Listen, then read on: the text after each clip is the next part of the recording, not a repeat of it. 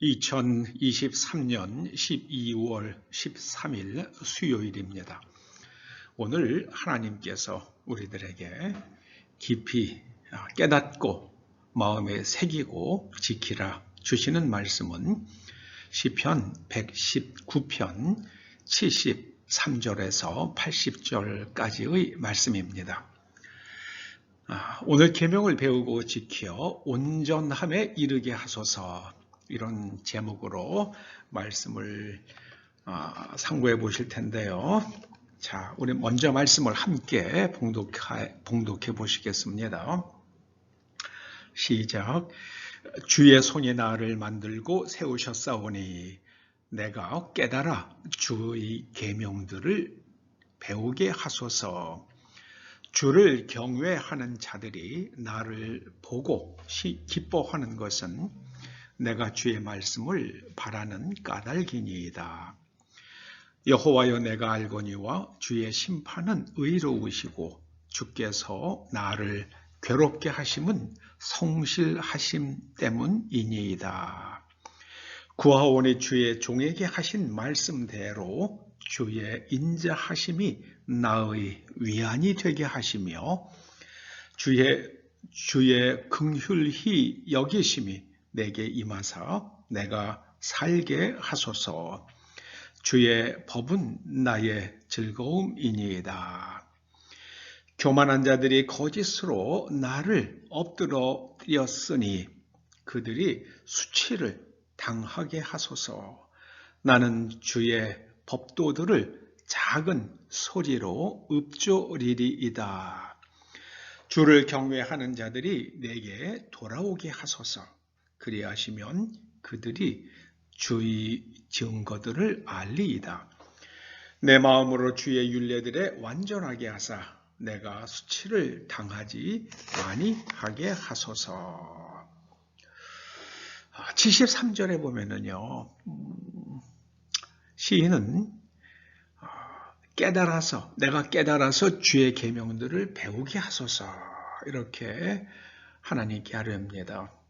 깨달음과 배움, 배움과 깨달음, 배워서 깨닫고 또 깨달은 만큼 더 깊이, 더 넓게 배우게 됩니다. 이 계명을 배우고 지킨다는 것이 신앙에서 가장 중요합니다. 우리는 종교개혁의 영향으로 인해서 믿음을 강조한 것은 그때의 시대적 배경이 있습니다.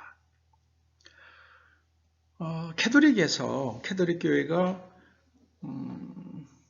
면죄부를 사면 구원 얻는다.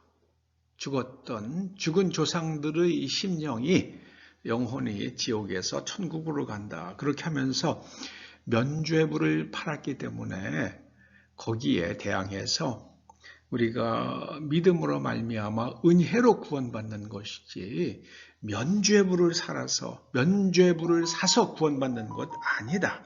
이제 그렇게 해서 종교 개혁이 일어나게 된 겁니다. 믿음은 중요합니다. 그런데 믿음의 증거들이 무엇인가? 그 사람이 믿는 사람인지 아닌지 우리가 어떻게 알 수 있는가? 계명을 지키는지 아닌지 보면 됩니다. 주님께서 요한복음 15장 10절에 주님의 말씀이 이렇게 기록되어 있죠. 내가 아버지의 계명을 지켜, 예수님께서도 친히 말씀하시기를 내가 하나님 아버지의 계명을 지켜서 하나님의 사랑 안에 거하는 것 같이 너희도 내 계명을 지키면 내 사랑 안에 거하리라. 여러분, 예수님께서 하나님의 사랑 안에 계셨잖아요. 그 이유가 뭡니까? 오늘 주님께서 요한복음 15장 10절에 기록된 말씀대로 하나님의 계명을 지켰기 때문이다. 이렇게 말씀하세요.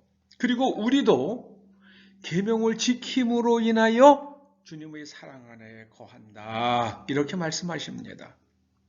그런데 우리는 그냥 믿습니다. 아멘. 끝. 믿습니다. 아멘. 끝. 그래서 그 믿음을 통하여 은혜로 구원받는다는 말씀을 너무 표면적으로 마치 수박에 줄 긋듯이 표면적으로만 이해한 경향이 없지 않아 있습니다. 믿는 사람은 하나님의 계명들을 지키게 되어 있습니다. 하나님의 말씀이 옳다고 믿으면 그대로 가는 거죠. 그런데 그렇게 하지 않는 이유가 뭡니까? 하나님의 말씀이 옳지 않다고 생각하기 때문입니다. 에덴 동산에서 아담과 하와가 그랬잖아요. 하나님께서 저 먹으면 죽는다 그러셨는데 그거 먹어도 안 죽을 거야. 눈이 밝아져서 하나님처럼 될 거야 하는 뱀의 말을 믿고 하나님의 말씀보다 뱀의 말이 더 맞는 것 같아. 그리고 그걸 따라갔잖아요. 참 인간이라는 게 참 정말 한심하기도 하고 답답하기도 하고 그렇습니다. 그래서 여러분 믿음의 증거가 무엇인가? 내가 하나님의 계명을 지키는가? 그걸 보면 됩니다. 여러분 계명을 배우기 위해서는 깨달아야 합니다. 또 깨달은 만큼 더 깊이 배우는 거고요. 또 배운 것만큼 깨달을 수 있습니다. 이 둘은 깨달음과 배움은 늘 서로 함께 가는 겁니다. 그리고요. 하나님을 믿는 사람들, 하나님을 경외하는 사람들이 하나님의 말씀을 사모하며 배우는 사람들을 보면 기뻐한다. 이렇게 말씀합니다. 우리가 살다 보면은요, 우리 삶의 괴로움이 있죠. 75절의 시인이 말합니다. 여호와여 내가 알거니와 주의 심판은 의로우시고 주께서 나를 괴롭게 하심은 성실하심 때문이다. 하나님의 말씀을 성실하심이라는 것은 하나님의 말씀대로 하시기 때문입니다. 그 뜻입니다. 그래서 하나님께서 나를 왜 괴롭게 하신가? 하나님의 말씀대로 안 살기 때문에 내가 괴로워졌다. 그 말씀입니다. 여러분 건강을 지키는 방법들이 있잖아요. 그 원칙을 따르지 않으면 잠시는 괜찮습니다. 젊어서는 괜찮아요. 그런데 젊어서 건강을 지키는 방법을 잘 따르지 않고 그게 누적이 되면 반드시 나이 먹어서 큰 데미지를 받습니다. 그래서 우리는 그 원칙을 따라야 돼요. 그리고 그 원칙에 숨겨져 있는 원리들도 잘 깨닫고 행해야 되고요. 하나님의 말씀 안 지키면 우리가 괴로워 삶의 고난이 찾아옵니다. 예를 들어서 젊어서 담배를 많이 피우면은요, 나이 들어서 폐암 걸린다고 그러잖아요. 뭐 반드시 폐암 걸리는 건 아니에요. 그러나 폐암 걸릴 확률이 몇 배가 올라가잖아요. 근데도 뭐 열심히 피우는 사람들, 당장은 괜찮으니까 그냥 피고들 있더라고요. 저는 그 담배 피는 사람들 정말 참 용감한 사람들이라고 생각을 합니다. 하나님께서는 우리에게 자비를 베풀어 주세요. 인자하심에 나의 위안이 되게 하시며 우리가 말씀을 잘 지키지 못해서 우리 삶의 고난이 따라올 때에 하나님께서 우리에게 자비를 베풀어 주십니다. 그리고 그 자비로 인해서 내가 힘을 얻습니다. 여기 위안이 된다는 것은요, 하나님께서 나에게 힘을 주십니다. 그런 뜻이에요. 77절에 보면은요, 주의 긍휼히 여기심이 내게 임하사 내가 살게 하소서. 무엇으로 살아가는가? 하나님의 자비에 힘입어서 우리가 살아가는 겁니다. 그리고 하나님의 말씀을 따르는 것이 나에게 즐거움입니다. 주의 법은 나의 즐거움이니이다. 여러분 1960년대 70년대에 집이 가난해서 학교에 다니지 못하고 방직 공장이나 이런 공장에서 일하는 청소년들이 많았습니다. 그때 그 방직 공장의 사장님들이 그래도 인생을 살아가려고 그러면은 기본적인 기본적인 지식은 있어야지. 그래서 회사 안에다가 아예 야간 고등학교를 만들었어요. 그래서 거기서 학생들 공부하라고 그렇게 권했습니다. 근데 하루 종일 아침 일찍 나와서 방직 공장에서 서서 기계를 돌보면서 얼마나 피곤합니까? 근데도 배워야겠다고 생각을 하고 거의 모든 직원들이, 그 공장에서 일하는 직원들이 공장에 가서 일했다고, 야간 학교에 가서 공부했습니다. 그래가지고 나중에 기회가 돼서 대학에 진학한 분들도 있고요. 거기서 또 박사가 되신 분들도 있고 그렇습니다. 그 공부하는 게, 근데 애들 공부하라 그러면 공부하는 걸 제일 지겨워하잖아요. 여러분, 공부하는 게 그 학생들에게는 가장 큰 즐거움이고 기쁨이고 나의 성장을 위해서 꼭 필요한 거라고 생각을 해서 기쁨으로 공부했어요. 그리고 하나님을 무시하는 사람들이 거짓말, 거짓이란 거는 하나님의 말씀에 반하는 논리예요. 그 중에서 가장 큰 거짓말은 공산주의죠. 여러분, 공산주의가 핵심이요. 그 가난한 사람을 긍휼히 여기는 거, 그런 것들은 한번 그런 면도 있어요, 사회가. 그런데 공산주의자들의 거짓말은 뭡니까?